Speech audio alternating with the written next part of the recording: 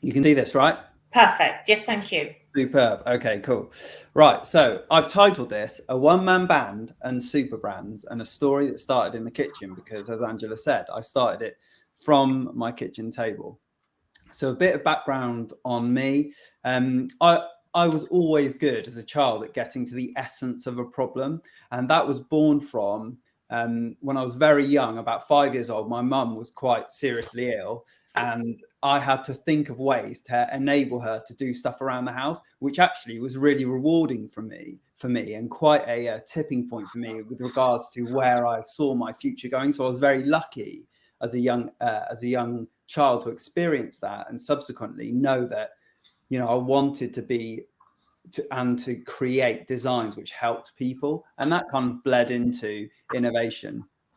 As a I would say one of my strengths is that I hate falling flat on my face, but I'm comfortable with doing it. And I'm also comfortable with leaping into the unknown, because I work across so many different industries, that is something that I'm lucky enough to have within me. And then, yeah, so as Angela mentioned, I've been doing this now for a decade, and I'll tell you a little bit about what the Ideas Agency does, and how we work with businesses around their innovation strategy. But first, this is the first product that I ever developed. Well, actually, I did loads of stuff with my mum, but this was like the first real one.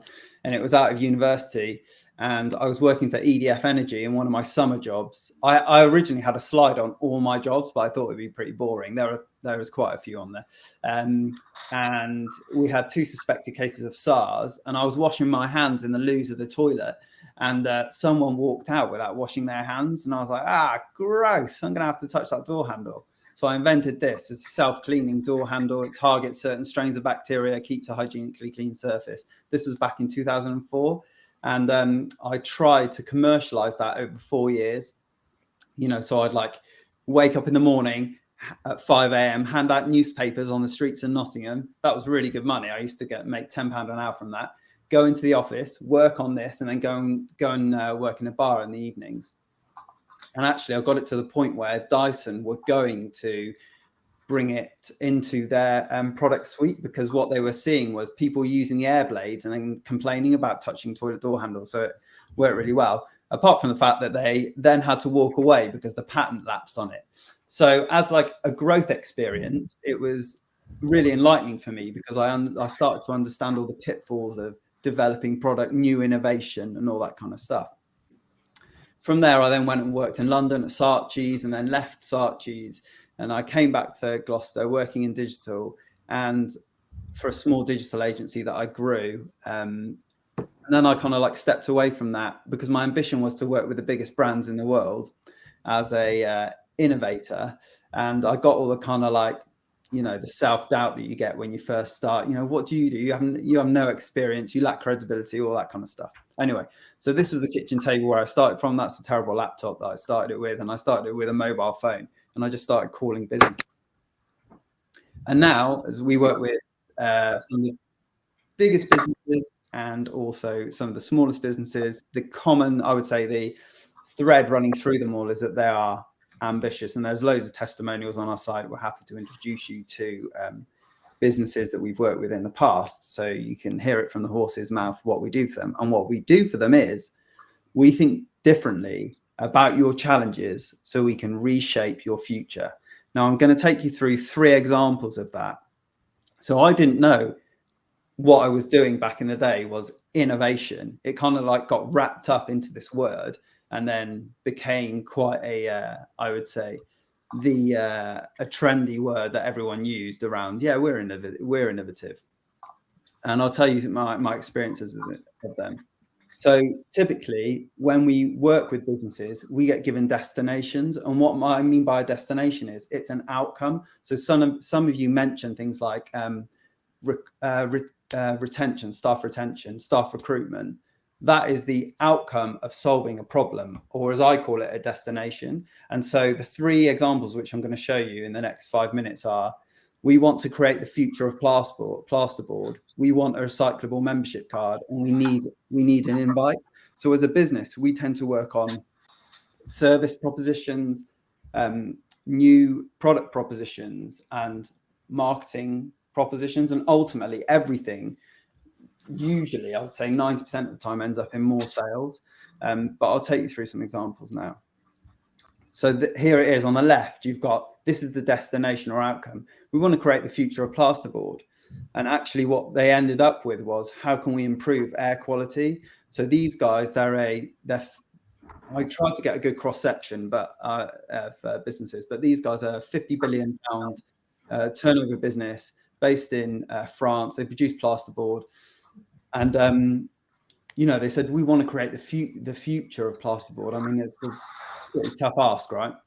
But actually, when you look at the problem that they're trying to solve, it's how can we add value to our customers? And their customers were construction companies. And the construction companies' challenges were, one of the things that we have to have as a green tick on our checklist when we go and submit proposals to local councils is sustainability. So what this company are doing now is building plasterboard that sits on the outside of a building and is exposed before the cladding is put on, and it absorbs carbon and in essence becomes the lungs of a city. So as a new proposition, you look, as a construction company, you would go for their plasterboard because it gives you way more added value when you're then writing your RFPs to the council. So that's what we did for those. So that's what I mean about changing the problem, the destination or outcome to a problem. These guys are the National Trust, obviously. Nik, we need a new membership card fast. And the reason they needed a new membership card was because one of their members found that an element within the membership card needed to be burnt, so it couldn't be recycled, which was like pretty bad for the National Trust. Anyway, all the ideas that I'm showing you now have great positive multiplier effects. And so they changed their outcome or destination to, how can we gift an experience through membership? So this is it, right? So at the moment, you'll get a membership pack, which is just standard membership pack. You throw it in the bin or the recycling bin, and then you get asked next year, can we have some more money, please? This is a new way to empower your members and give them a gifting experience, right? So the membership packs are all seeded. You get your membership card. It's made out of bamboo. You can see here, mother and daughter, they're planting their membership pack in the soil. It's growing habitat beyond the estate wall. So you're encouraging your customers to live your values. And then rather than saying, can we have some more money, please? When it comes to membership renewal, you get to come along to this event that they run at a local National Trust site. You get to bring a +1. All the membership cards slot together to form beehives, and the bees are all visiting all this extra habitat that your members are growing. So like as a positive multiplier effect is hugely powerful. Then our membership cards are recyclable now. Like there's so much opportunity there if you can just reframe and get to the essence of the problem that you're trying to solve. And then these guys, obviously, it was actually this is for an agency. They wanted to win Rolls-Royce, and they said, Nik, Rolls-Royce is saying we need to design an invite for their high net worths to get them along to an event in Sardinia.